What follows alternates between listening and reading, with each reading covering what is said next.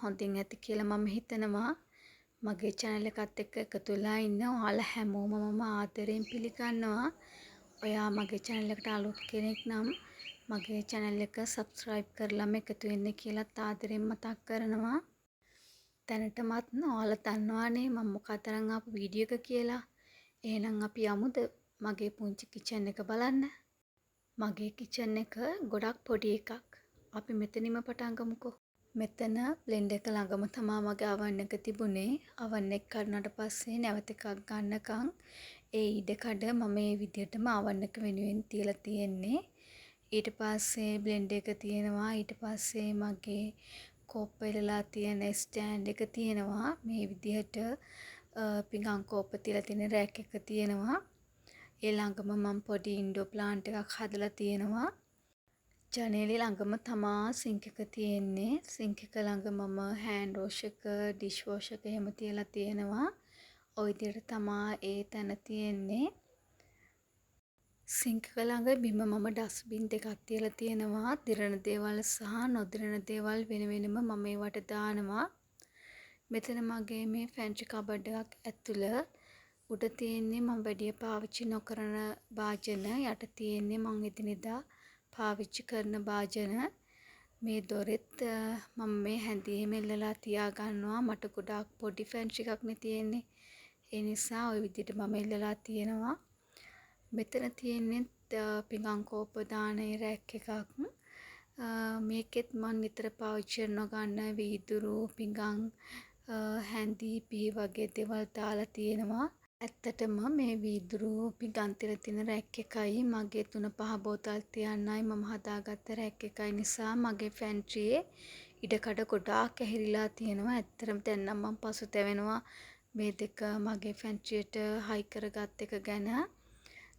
මෙතන තමා මගේ 3-5 බෝතල් ටික ඔක්කොමම තියලා තියෙන්නේ. මේ තියෙන්නේ උඩ කබඩ් එකක්. මම ඒ උඩ කබඩ් එකේ තියලා තියෙන්නේ ওই විදිහට වීදුරු, පිරිස කෝප්ප වගේ දේවල් තමයි මම ওই විදිහට තියලා තියෙන්නේ. මේ ලොකු කබඩ් එක උඩ තියෙන ඒකෙත් මම වීදුරු තමයි තියලා තියෙන්නේ. මගේ ෆැන්ට්‍රි කබඩ්ස් වල මම ගොඩාක් අනවශ්‍ය දේවල් නම් පුරවගෙන නැහැ.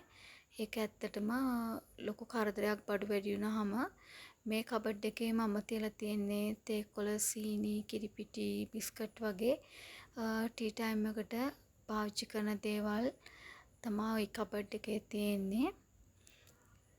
මෙතන තමයි මගේ කිචන් එකේ ජනේලෙ තියෙන්නේ. ඔයාලා කලින් දැක්කනේ මේ විදිහක.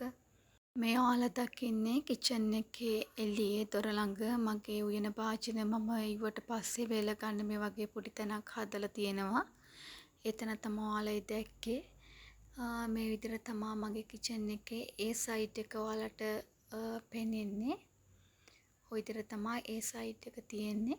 මේ තියෙන්නේ කිචන් එකේ අනිත් සයිඩ් එක. මම ওই විදිහට බිත්තියට රැක් දෙකක් ගහගෙන තියෙනවා. මේ ඉතින් ඔයාලා නිතරම දකින්නවනේ මේ මේසේ. මම උයන්නේ පිහින තැන තමයි මෙතන. මේ මේස උඩ තමයි මම උයන්නේ ඔක්කොම ලෑස්ති කරගන්නේ.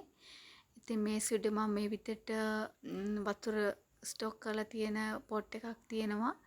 අනිත් ඒ ජග් එකේ මම උණු වතුර උණු කරලා දාලා තියෙනවා. ඒ ළඟ තමයි පොල් තෙල් බෝතලේ තියෙන්නේ. මම නිතරම පොල් තෙල් බෝතලේ පාවිච්චි කරන නිසා මම ඒක ඉතින් මේසුරුම තියලා තියෙනවා. මෙතන තමයි මගේ ලිප තියෙන්නේ. ලිපට මම අර උයනකට තෙල් එහෙම විසි වෙනවානේ. ඉතින් ඒ ටයිල් අල්ලලා තියෙනවා. මේ ලිප ළඟ පහළ තියෙන මේ කූඩ තුනට ලුණු, සුදු ලුණු, පළතුරු, එතකොට මම ඉවට පස්සේ තියෙන දරණු ටික එහෙම එතන තියලා තියෙනවා. මෙතන තමා මගේ ඉලෙක්ට්‍රික් බඩ් එක මම තියලා තියෙන්නේ. ඔයාලට පේනවානේ ගොඩක් ඉලෙක්ට්‍රික් බඩු මගේ කිචන් එකේ නෑ. මෙතන තියලා තියෙන මේ බොක්ස් එකේ තමා මම පාන්, බනිස්, බිස්කට් වගේ දේවල් ගෙනාපුවාම තියලා තියෙන්නේ. මේ යට කොටසේ මම අපේ ස්නෝවිගේ, ස්නූපිගේ කෑම හදන්න ඕන කරන දේවල් තමා මේ තියලා තියෙන්නේ.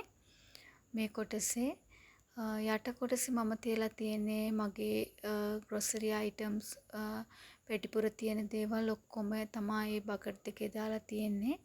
මගේ කටින් බෝඩ් එකත් මම එතන තමයි තියලා තියෙන්නේ.